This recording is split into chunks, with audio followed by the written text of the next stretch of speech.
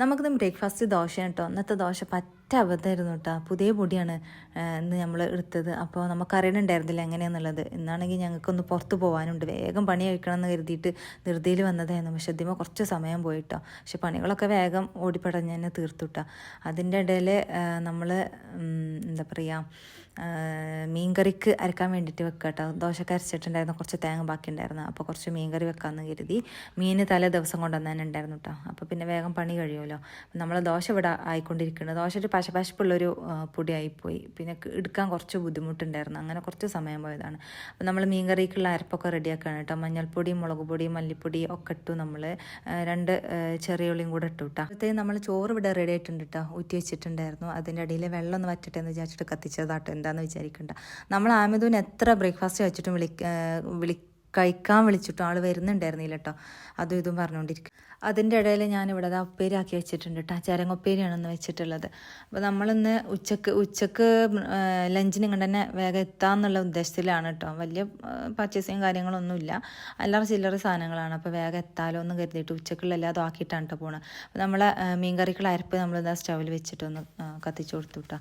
പിന്നെ നമ്മൾ അതിലേക്കുള്ള സാധനങ്ങളൊക്കെ ഇട്ടു, ഒന്ന് മിക്സാക്കി കൊടുത്തു കേട്ടോ. നമ്മളിത് കുടംപുളി വെച്ചിട്ടാണ് കേട്ടോ ഉണ്ടാക്കുന്നത്. ഞാൻ ഉപ്പിട്ടിട്ട് വെച്ചിട്ടുള്ള കുടംപുളിയാണ് കേട്ടോ. അത് കുറച്ചിട്ട് കൊടുത്ത് വേഗം എളുപ്പമാണല്ലോ. മറ്റേ പുളി പിഴിയണതിനേക്കാളും നമ്മൾ ധൃതിയിൽ പണിയെടുക്കുമ്പോൾ ഇതാണ് നമുക്ക് സുഖം.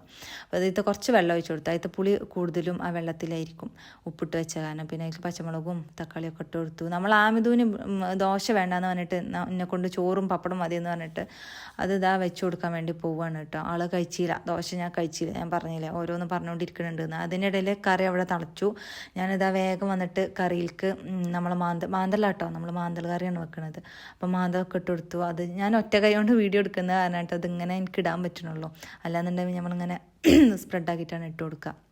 അപ്പോൾ അതൊക്കെ നന്നായിട്ട് തിളച്ചു. ജസ്റ്റ് ഒന്ന് തിളച്ചാൽ മതിയല്ലോ നമ്മൾ മാന്തലാവുമ്പോൾ. അതൊക്കെ ഒന്ന് തിളച്ചു. ഞാനിതാ മീൻ പൊരിക്കാൻ വേണ്ടിയിട്ട് ഞാൻ ചട്ടി വെച്ചു വിട്ടാ. പറഞ്ഞു മീൻ പൊരിക്കാൻ കൂടെ ചെയ്യാമെന്ന്. പിന്നെ ധൃതിയിൽ വന്ന് പൊരിച്ചതാക്കണ്ടല്ലോ എന്ന് പറഞ്ഞ്. അപ്പോൾ ഞാൻ കറിക്കുള്ള ചെറിയ ഉള്ളി ഇതാക്കാൻ വേണ്ടിയിട്ട്, തൂമിക്കാൻ വേണ്ടിയിട്ട് ചെറിയ ഉള്ളി അരിയാണ് കേട്ടോ. ഞാൻ ചട്ടി ചൂടായപ്പോൾ ഞാൻ വേഗം എന്താ പറയുക, മീൻ ഇട്ട് കൊടുത്തു. നമ്മൾ അപ്പുറത്തെ സ്റ്റൗവിൽ നമ്മൾ ഉള്ളി തൂമിക്കാൻ വേണ്ടി വെച്ചിട്ടുണ്ട് കേട്ടോ കറിക്കുള്ള. അതിൻ്റെ ഇടയിൽ മീൻ മറിച്ചിട്ട് കൊടുക്കാനുണ്ടായിരുന്നു, അത് ചെയ്തു. പിന്നെ നമ്മളിത് ഉള്ളിയൊക്കെ ഇട്ട് കൊടുത്തു. അതായിക്കൊണ്ടിരിക്കുന്നുണ്ട് കേട്ടോ. അതിൻ്റെ ഇടയിൽ ഞാൻ വേഗം ക്ലീൻ ആക്കിക്കൊണ്ടിരിക്കുകയാണ് കേട്ടോ. ക്ലീനാക്കി കുറച്ച് കഴിഞ്ഞപ്പോഴാണ് ഉള്ളി വെച്ച ഓർമ്മ. വേഗം കരിയാനായി ഉണ്ടായിരുന്നു. വേഗം അതെടുത്തിട്ട് നമ്മൾ കറീൻ്റെ പണി നമ്മൾ തീർത്തു കേട്ടോ. അങ്ങനെ കറിയൊക്കെ റെഡിയായി. ഞാൻ റൂമിൽ ചെന്നപ്പോൾ ഉണ്ട് അവിടെ ക്ലീൻ ആക്കിയിട്ടില്ലല്ലോ എന്ന് ഓർമ്മ വന്നത്. വേഗം അവിടെയൊക്കെ റെഡിയാക്കി. ഇത് മാത്രമല്ല കേട്ടോ, വേറെ കുറച്ച് പണികളൊക്കെ മേലെ ഉണ്ടായിരുന്നു.